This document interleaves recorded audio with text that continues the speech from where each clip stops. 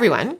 So school is something that I don't mention very much on this channel. And so in today's video, I'm going to be talking more about what my experience has been like going through post-secondary education with a major mental illness such as schizophrenia, and also talking a bit about why I decided to drop out, or rather kind of fall out of school.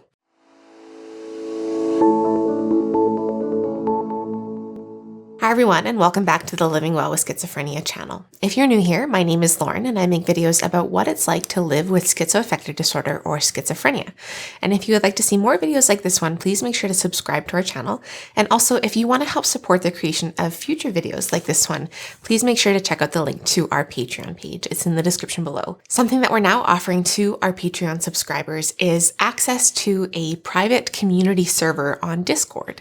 And it's been a really wonderful opportunity for people to connect with their peers who are dealing with the same sort of illness around schizophrenia, or supporting a loved one with schizophrenia, or just wanting to learn more. It's been a really, really great community. So if that's something that interests you, make sure to go check out our Patreon page. All right, so I kind of teased in the intro that I fell out of school, most recently when I was doing my master's program in public health. And this kind of is, what it feels like. I don't feel that I really made a solid decision to drop out of school, but that's kind of what has happened. And so I want to share more with you all about what that experience has been like, as well as what my previous experience has been like navigating post-secondary education.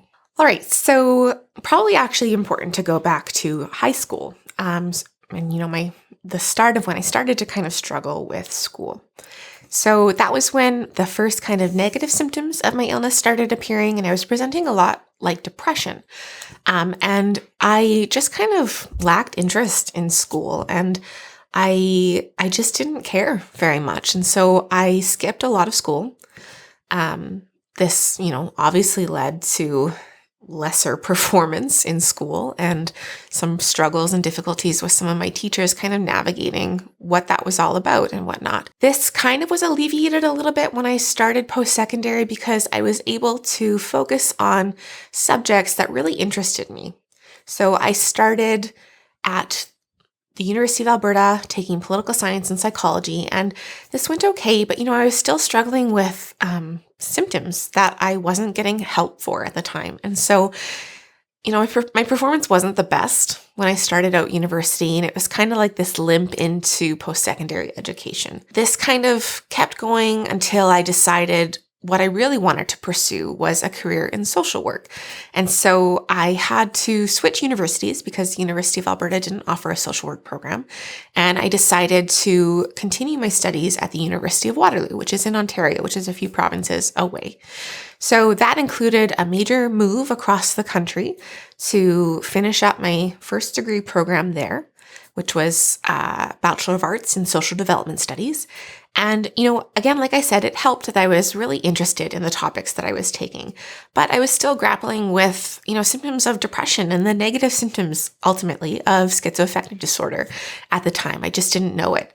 And so it was a little bit of a limp through that, but I muscled my way through that degree program and finished on time, miraculously enough. So I got my Bachelor of Arts in Social Development Studies, and then the plan was to get my Bachelor of Social Work following that, which was an extra year-long program to get that second degree. And so I had about 8 months from when I graduated the first degree program to when I would start the Bachelor of Social Work. And so I moved back to Alberta for that 8 months and kind of, struggled through life a little bit because my symptoms were starting to permeate my regular life more and more.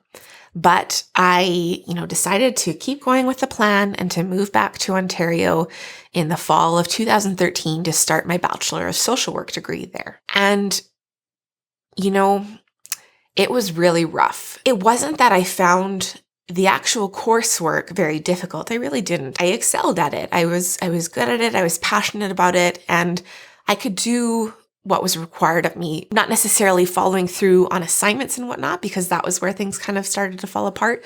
But in terms of comprehension of the material that I was being taught, I was capable of doing that. And this is kind of an interesting thing that I want to talk about in terms of how post-secondary education and academia in general is structured. It is very much structured as an ableist system.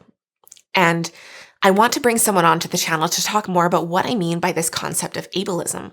But, to give a short description of what I mean by that, it is a system and model of education that is built for able-bodied people, built for neurotypical people to succeed within. And even then, it's hard for those people who the system is built for. But this is why people with various disabilities or mental illnesses or whatever tend to fall through the cracks of academia. And it's a big problem. And now in my situation, this was kind of when my symptoms started to really come about. And I really started to struggle with the symptoms of what I now have a diagnosis for of schizoaffective disorder.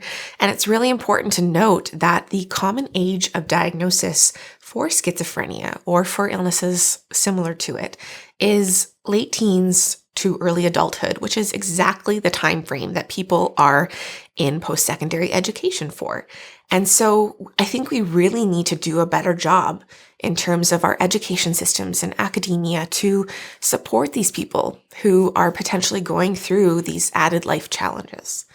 But that aside, I really loved the program when I started the Bachelor of Social Work degree. It was what I wanted to do. I was feeling great about it, but I just wasn't feeling like I was able to handle keeping up with assignments and my practicum placement with everything else that was going on in my head at the time and all the symptoms that were starting to come about. And I was very suicidal too around this time. And so I started the process of reaching out to counseling, and then they connected me with a doctor and a psychiatrist both at the university.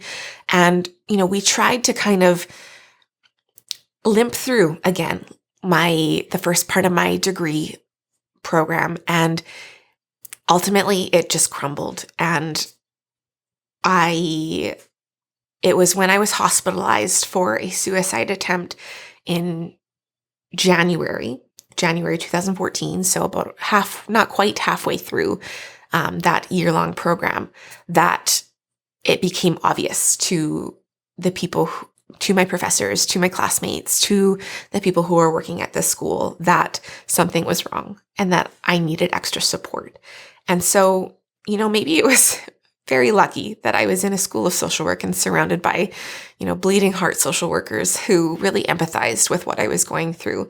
For the most part, there were some who definitely did not and approached my situation with a lot of stigma and, negative connotations and whatnot. But for the most part, I was met with a lot of support, which I'm very, very grateful for. And I realize is not the reality of many people in other programs and other schools. But, one person in particular who is actually my practicum advisor, really, really went to bat for me and really did a wonderful job of advocating for me and empowering me, helping me to advocate for myself with my professors in terms of receiving accommodations that I needed. I really tried. I tried to do this, but that was something that just didn't feel right to me.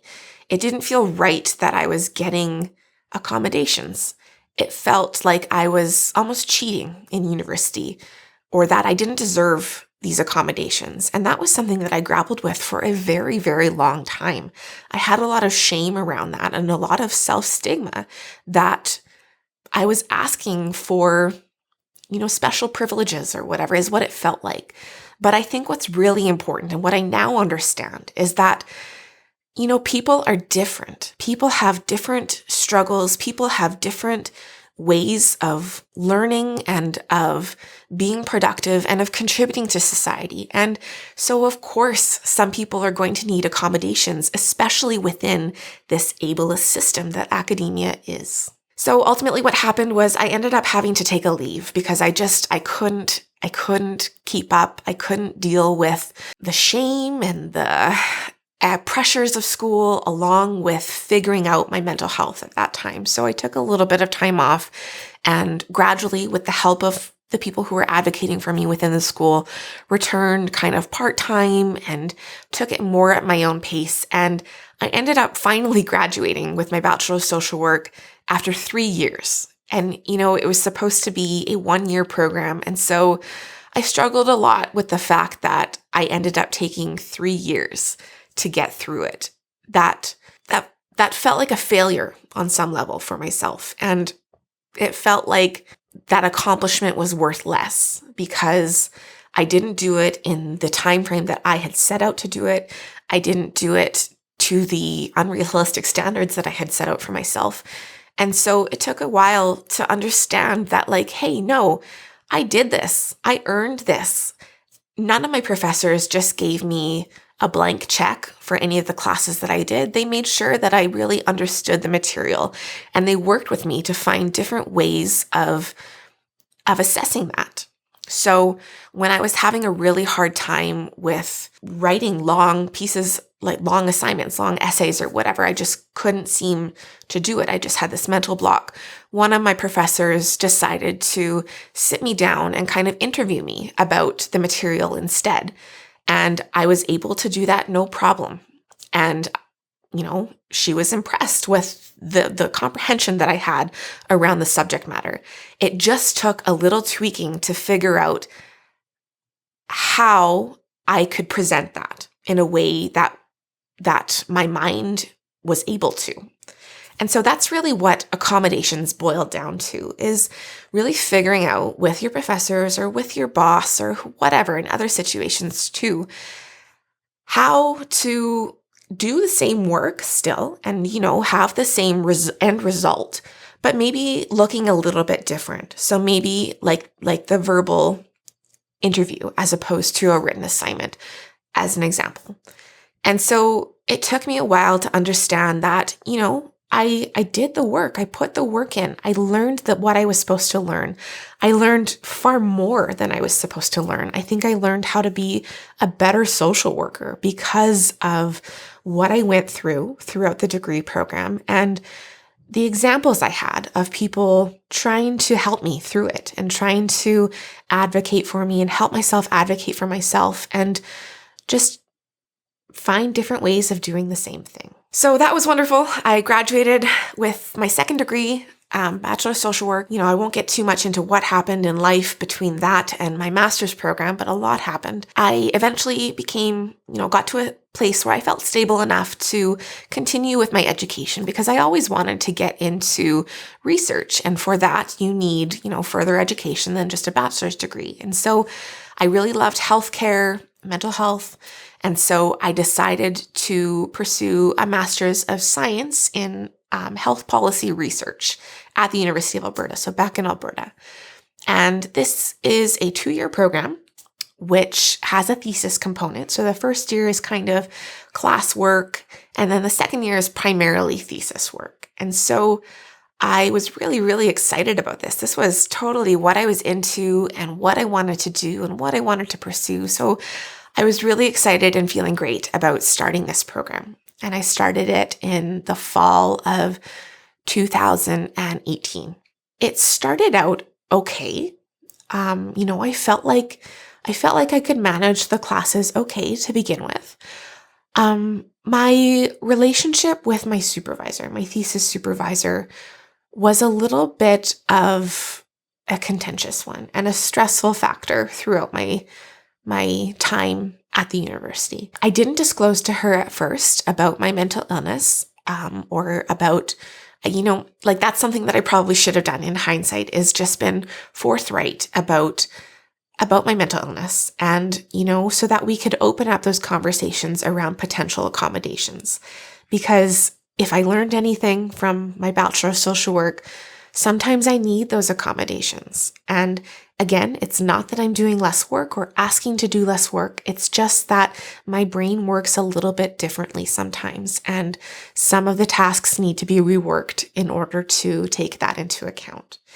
But I didn't. I did not disclose to her or to my professors or to anyone at the school, which again, in hindsight, was a mistake. So I began to fall behind in classwork around the midway point of the first year. And it was really, really stressful because, again, I have these high standards for myself about what I think I am capable of, what level I should be operating at. And, ultimately those are informed by the ableist system again and my able-bodied and neurotypical peers.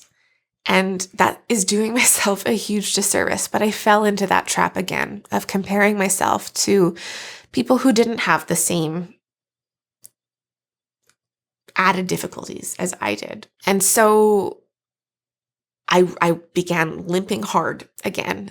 And I decided that, okay, maybe I do need accommodations. And so I went to the university's accessibility services, which used to be called like Office of Disabilities or whatever, but for obvious reasons, they've changed the language around that to be more inclusive and more accepting. And to now it's accessibility services in most universities.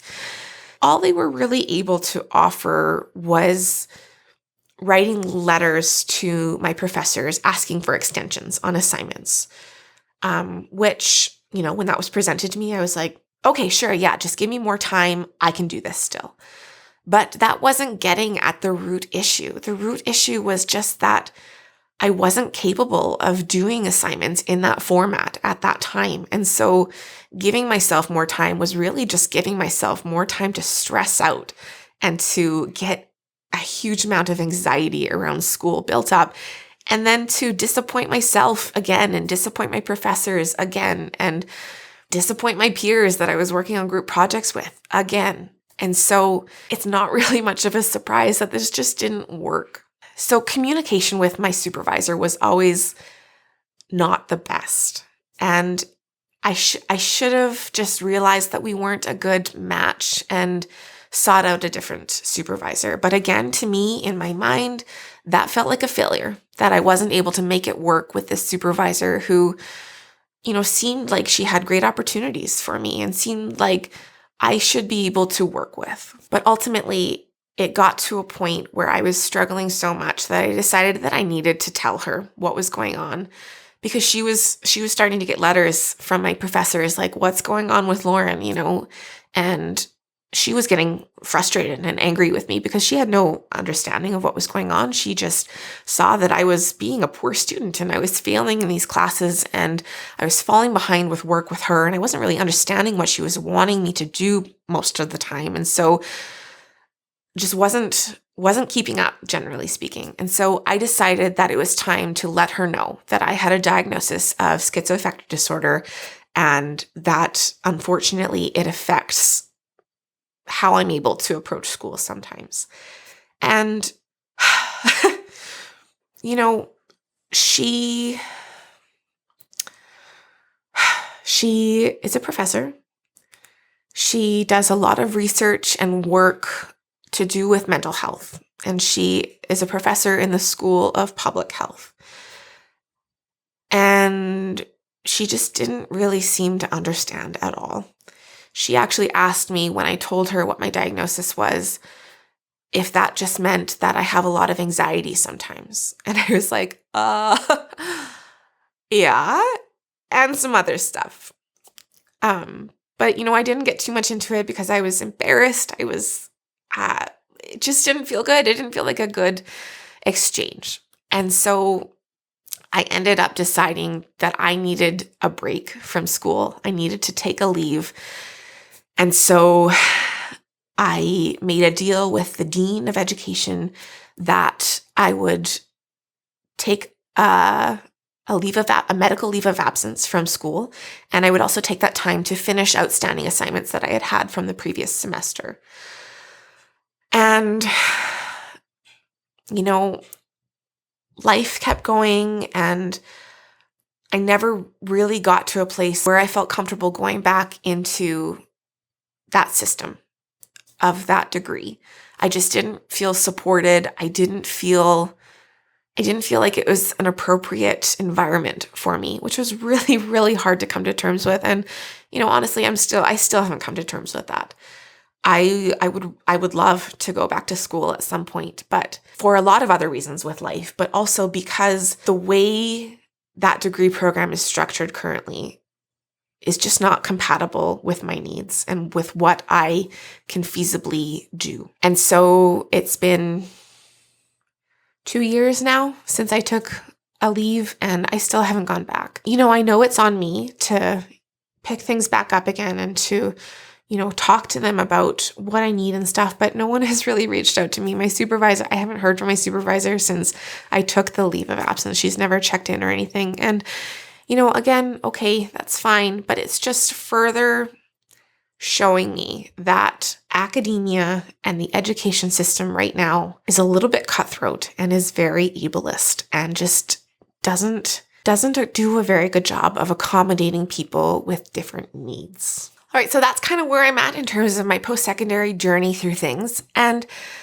I really don't want my master's degree program experience to deter anyone from pursuing post-secondary education yourself, because I had a really wonderfully supportive experience the first time around in my Bachelor of Social Work. And so it is possible. And if I had really taken the time to take what I learned from that Bachelor of Social Work degree and apply it to my master's program, and if I had been more comfortable disclosing right off the bat, and if I had been more comfortable advocating for myself and, understanding what my different needs were and advocating for accommodations for those needs, it very easily could have been a very different story. And so it's so important, I think, if you are going to pursue post-secondary education, to understand maybe how your needs differ from what is typically offered, and to build a support network that hopefully will help you to advocate for those accommodations. So like in my first degree program, the wonderful placement advisor who advocated so strongly for me was hugely helpful. And so if you can find someone like that, either within the school, hopefully, or within accessibility services, or even out of the school, who can just help you advocate for yourself, someone. And also working with your doctor. My doctor provided medical notes for me throughout both degree programs. And that was helpful. That was helpful to kind of legitimize the concerns that I was bringing forth. And so I want to communicate that it is possible. Just because you are living with a mental illness such as schizoaffective or schizophrenia or something similar, it does not mean that you cannot pursue an education if that is something that you want and if that is something that feels like the right choice for you.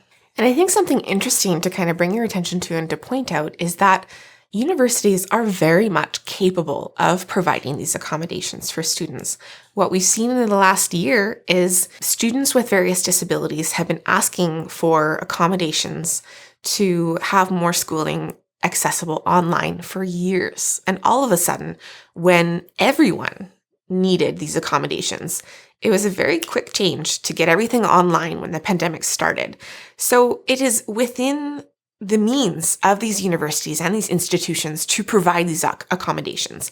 It's just a matter of advocating for them and making your voice heard that this is something that you need in order to succeed. And, that's a broader discussion in terms of getting these major systems to value diversity and inclusion within their student populations. And so, maybe that's a conversation for another day, but I really want to drive home the importance of feeling like you deserve to advocate for yourself and feeling like you deserve the support of other people to help advocate for you in order to get you the accommodations that you need in order to be as successful as possible. And again, these accommodations do not mean that you are doing less or that you are requesting special privileges that you don't deserve or anything like that. It is just changing the framework and the model of the education and the work that is being done.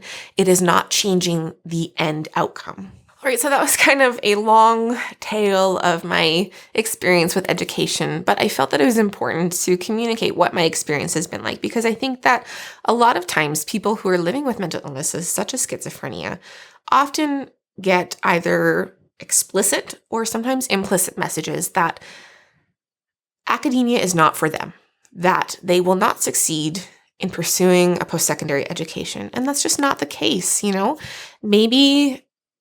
Maybe it's not possible to pursue it the way it is currently laid out, or maybe it is for some people. But being okay with advocating for those accommodations is your right. All right, so thank you so much for watching that video. I hope it was helpful in some way. If you would like to see more videos from us, make sure to subscribe to our channel. And also just a reminder that if you would like to help support us growing this channel and producing more content for you all, please make sure to check out the link to our Patreon page. It's in the description below. Thank you so much again for watching, and as always, wishing you and your loved ones good health. See you in the next video. Bye.